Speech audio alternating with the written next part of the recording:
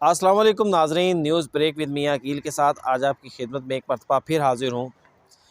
आज आपके साथ एक इंतहाई अहम ख़बर और इंतहाई अहम वाक़यात के हवाले से जो एक तज्ज़िया है वो आपके साथ पेश करेंगे। वो तज्ज़िया क्या है?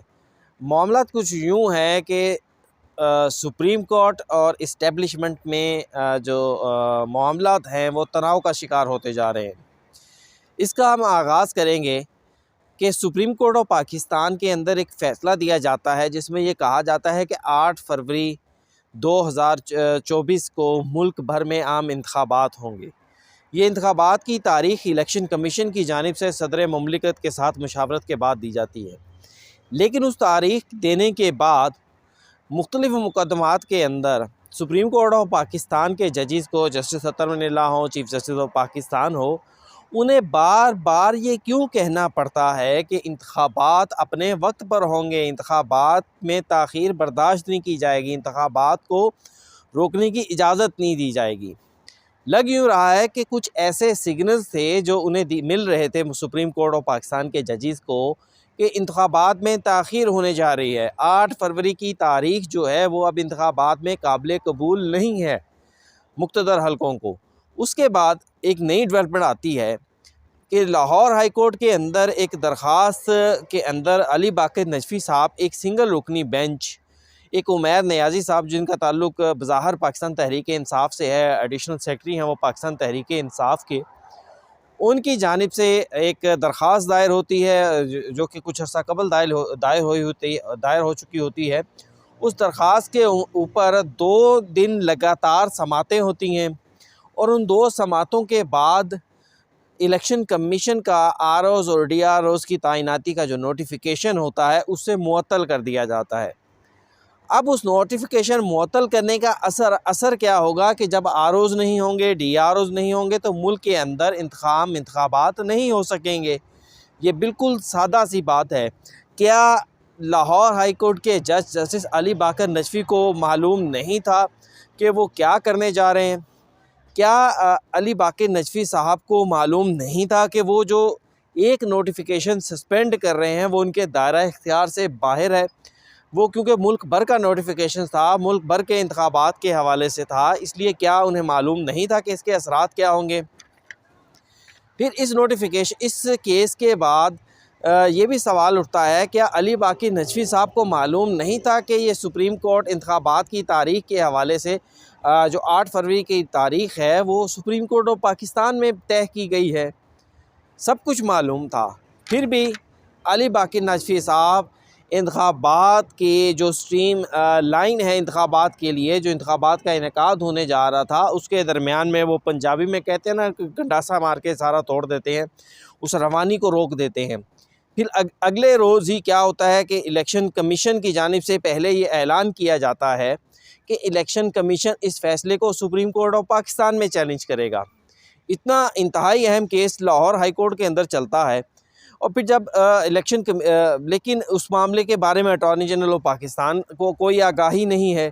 जब वहाँ से हुक्म इम्तनाई आ जाता है तो फिर जो मामला है election attorney general of Pakistan की मालूमात में लाया जाता है, लेकिन अटॉर्नी जनरल ऑफ पाकिस्तान यानी हुकूमत पाकिस्तान भी उस फैसले के ख़िलाफ़ बराह रास्त सुप्रीम कोर्ट में आने का फ़ैसला नहीं करती, उसके ऊपर चुप साध ली जाती है।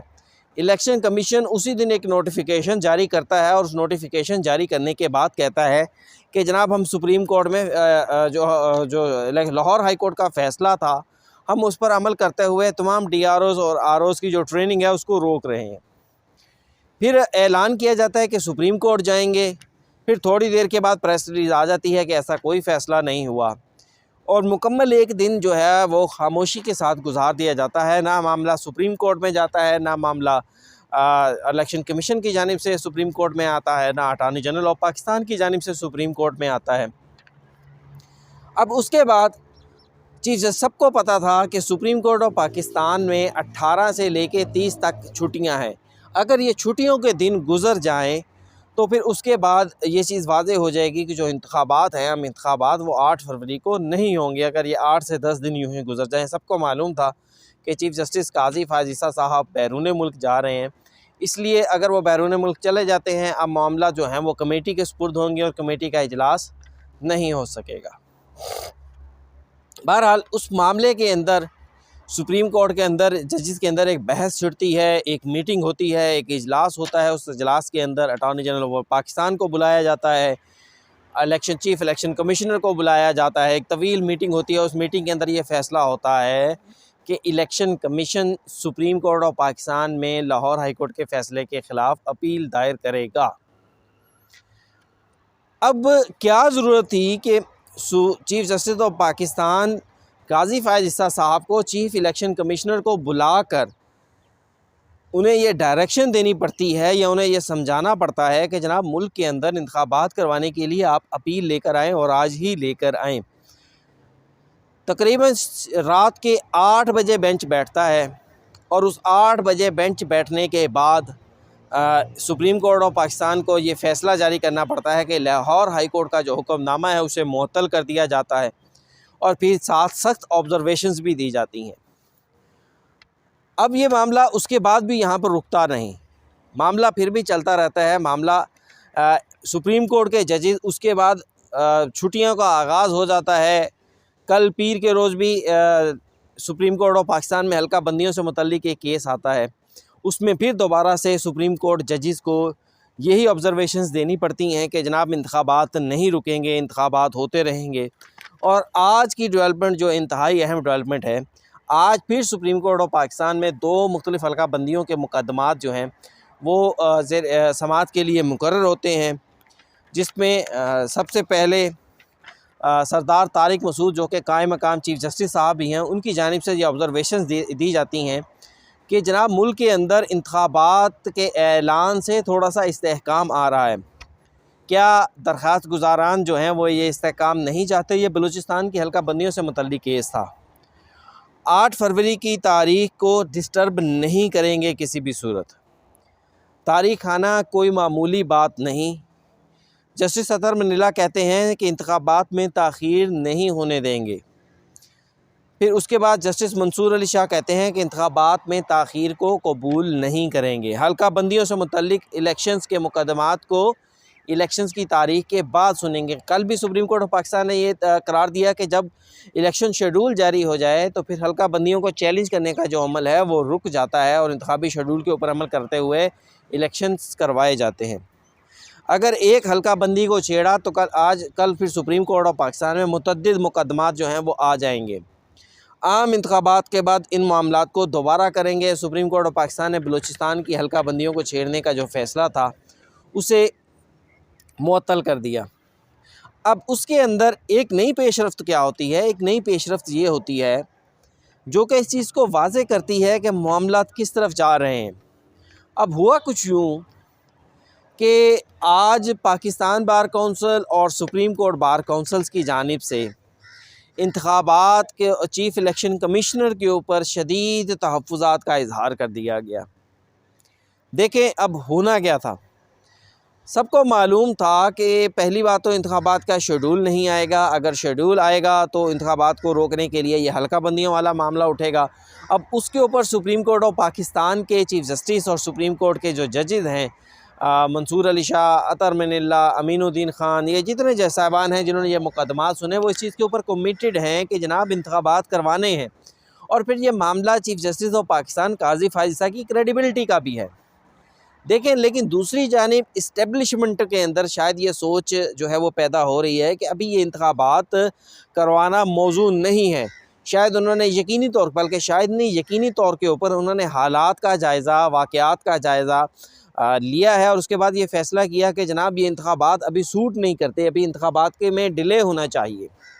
लेकिन दूसरी जानिब सुप्रीम कोर्ट ऑफ पाकिस्तान डट चुकी है कि जनाब इंतखाबात होंगे, जो ताख़ीर होना थी हो गई, अब मज़ीद इंतखाबात में ताख़ीर नहीं होगी। अब इस मामले का हतमी एंड क्या होने जा रहा है? सबसे पहली बात तो ये है, मैं बात ये कर रहा था कि जब इलेक्शन शेड्यूल, सबसे पहले तारीख़ को रोका जाता है। जब तारीख़ आ जाए तो फिर मुख्तलिफ़ मुकदमाबाजी के ज़रिए इलेक्शंस को जो है वो अदालतों से रुकवाया जाता है। अब सुप्रीम कोर्ट ऑफ पाकिस्तान अपने मुख्तलिफ़ फ़ैसलों के ज़रिए, अपने मुख्तलिफ़ ऑब्ज़र्वेशंस के ज़रिए ये बिल्कुल वाज़े कर चुकी है कि इलेक्शंस नहीं रुकेंगे, इलेक्शंस होंगे। जैसे भी हों, वो पंजाबी में कहते हैं कि जनाब जिस तरह भी है, जो भी है, बस एक कराना है जे। वो इलेक्शन अब सुप्रीम कोर्ट ये तय कर चुकी है कि जैसे भी है, जो भी है, इलेक्शन करवाने ने, इलेक्शन से पीछे नहीं हटना। तो आज एक नया इशू छोड़ा जा रहा है। नया इशू क्या छोड़ा जा रहा है जनाब? Supreme court bar of Pakistan और पाकिस्तान बार काउंसिल्स दोनों अलग अलग बॉडीज़ हैं। पाकिस्तान के वकला की सबसे बड़ी बॉडी है सुप्रीम कोर्ट बार एसोसिएशन। ज़ाहिर बात है सुप्रीम कोर्ट के वकला की जो है वो बॉडी है। इसके अंदर शहजाद शौकत साहब इसके सदर हैं, और इसी तरह पाकिस्तान बार कौंसल जो है ये पूरे पाकिस्तान के वकला की नुमाइंदगी करती है। आज से पहले ये दोनों बार एसोसिएशंस जो थी, ये इन्हें ना तो कभी चीफ़ इलेक्शन कमिश्नर की जानिबदारी, गैर जानिबदारी का इन्होंने सवाल उठाया, ना कभी इंतखाबात में ताख़ीर के ऊपर इन्होंने बाकायदा कोई सख्त प्रेस रिलीज़ें जारी की, और ना ही कभी इनकी जानिब से जो मुख्तलिफ़ इंसानी हकूक़ की ख़िलाफ़ वर्जियाँ हो रही हैं, अगर ये इंसानी हकूक़ की ख़िलाफ़ वर्जियाँ या फेयर ट्रायल या फेयर ट्रांसपेरेंट इलेक्शंस का रोना रोते हैं, तो ये इशूज़ इनकी जानिब से कभी भी पहले नहीं उठाए गए। लेकिन आज जनाब दोनों बार एसोसिएशंस जागी हैं, और इन दोनों बार एसोसिएशंस ने एक अलग अलग प्रेस रिलीज़ें जारी की हैं। अब सुप्रीम कोर्ट बार एसोसिएशन क्या कहती है? सुप्रीम कोर्ट बार एसोसिएशन कहती है सिकंदर सुल्तान राजा यानी चीफ़ इलेक्शन कमिश्नर साहब की ज़ेरे निगरानी इंतखाबात पर तहफ़्फ़ुज़ात हैं, वो इस्तीफ़ा दे दें, वो घर चले जाएं। मौजूदा हालात में बहुत सारे सवालात उठ रहे हैं। शिकायत को दूर किए बगैर महज इंतखाबी टाइमलाइंस पर अमल करना इस्तेहकाम पाकिस्तान को नुकसान पहुँचाएगा। पहले भी शकूक व शुबात दूर किए बगैर इंतखाबात करवाए गए, लेकिन उससे मुल्क और वसाइल का नुकसान हुआ। अब पाकिस्तान बार कौंसिल क्या प्रेस रिलीज़ जारी करती है, ये मैं उनका मुख्तसर बयान पढ़ रहा हूँ, बयान तो काफ़ी लंबा है। अब पाकिस्तान बार कौंसिल कहती है कि इंतखाबी तरीक़ाकार में तमाम जमातों को यकसा मौक़ों की फ़राहमी जो है वो मिलनी चाहिए। हल्का बंदियों, इंतखाबी तरीक़ाकार, नशिस्तों की तक़सीम जो है उस पर सवालात उठ रहे हैं, वो जो है वो दुरुस्त अंदाज से नहीं हुई। सबको बराबर मौक़े फ़राहम किए जाएँ। आबादी के तनासुब में हल्का बंदियाँ इंतखाबात की शफाफियत पर सवालात उठा रही हैं, संगीन शकूक व शुबहात को जन्म देता है, और जल्द इस हवाले से वकला कन्वेंशन बुलवाएंगे। तो नाज़रीन, सबको मालूम है कि इंतखाबात के ऊपर जो मुख्तलिफ़ छोटे छोटे बना कर इशूज़ इंतखाबात को जो रुकवाने का अमल है वो शायद अब मुमकिन ना हो।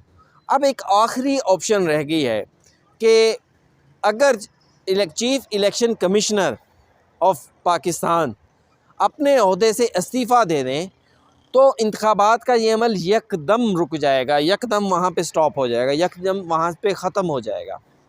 तो शायद ये आखिरी कोशिश की जा रही है कि इंतखाबात को रुकवा दिया जाए, इंतखाबात को होने ना दिया जाए।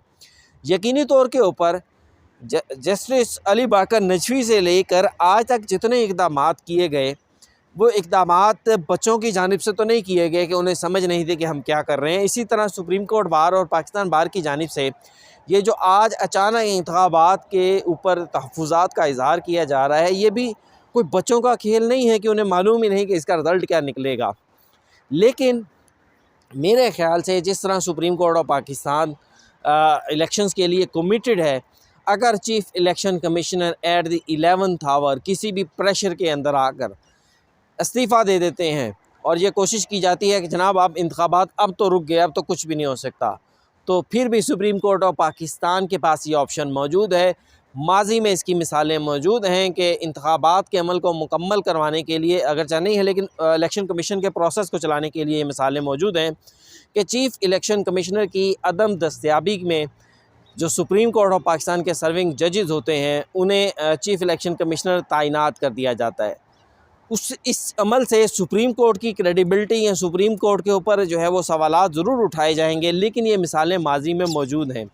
अब ये चीज़ वाज़ेह नज़र आ रही है कि इंतखाबात अभी ना हो। अच्छा, एक चीज़ और जो है इम्पॉर्टेंट बात है वो ये है कि सुप्रीम कोर्ट बार एसोसिएशन और पाकिस्तान बार एसोसिएशन की आज़म नज़ीर तारड़ साहब, जो कि PDM हुकूमत के दौरान मुस्लिम लीग नून की जानिब से वज़ीर कानून थे, उनसे कराबतदारी को कोई भी शख्स इनकार नहीं कर सकता, उनके बहुत ज़्यादा करीब है। मैं तो ये कहूँगा कि आज़म नज़ीर तारड़ साहब और एहसन बोन साहब, ये दोनों इन बार एसोसिएशंस को नॉर्मली चलाते हैं। वकला के एक धड़े को आसमान जहांगीर ग्रुप जिसे कहा जाता है, उस धड़े को ये चलाते हैं। तो ये कैसे मुमकिन है कि आज़म नज़ीर तारड़ साहब की मशावरत के बग़ैर, उनसे मशवरा किए बग़ैर, बाज़ार ये नज़र नहीं आता कि उनसे मशवरा किए बग़ैर ये सारा अमल जो है वो मुकम्मल कर लिया जाए और चीफ़ इलेक्शन कमिश्नर के ऊपर एतराज़ कर लिया जाए। सुप्रीम कोर्ट बार और पाकिस्तान बार काउंसिल्स इतनी जो है वो हमें नज़र नहीं आ रही कि उन्हें इन चीज़ों का अदराक ना हो कि ये हम क्या करने जा रहे हैं और वो ख़ुद से ये सारा कुछ कर दें। ज़ाहिर बात है ये चीज़ कोशिश अब इस तरफ चल पड़ी है कि ठीक है, अगर अदालतों से नहीं तो मामलात को इस तरफ लेकर जाया जाए कि इलेक्शंस को किसी तरह रोक दिया जाए। अब दूसरी जानिब सुप्रीम कोर्ट भी कमिटेड है कि इलेक्शंस होंगे। अब देखना यह है कि इसका रिज़ल्ट क्या निकलता है। मेरे ख्याल से अगर सुप्रीम कोर्ट ऑफ पाकिस्तान इसी तरह कमिटेड रहती है तो इंतखाबात 8 फरवरी को होना किसी भी तरह से रोके नहीं जा सकेंगे। ये था आज का वीलॉग, जिसमें मैंने कोशिश की है कि आप लोगों को बता सकूं कि इस्टेब्लिशमेंट और सुप्रीम कोर्ट के दरमियान किस किस्म की खींचातानी चल रही है इंतखाबात को लेकर। वीलॉग अगर आपको अच्छा लगा हो तो मेरे आज के इस वीलॉग को लाइक कीजिएगा, सब्सक्राइब कीजिएगा, इसको शेयर ज़रूर कीजिएगा। इजाज़त दीजिए, अल्लाह हाफ़िज़।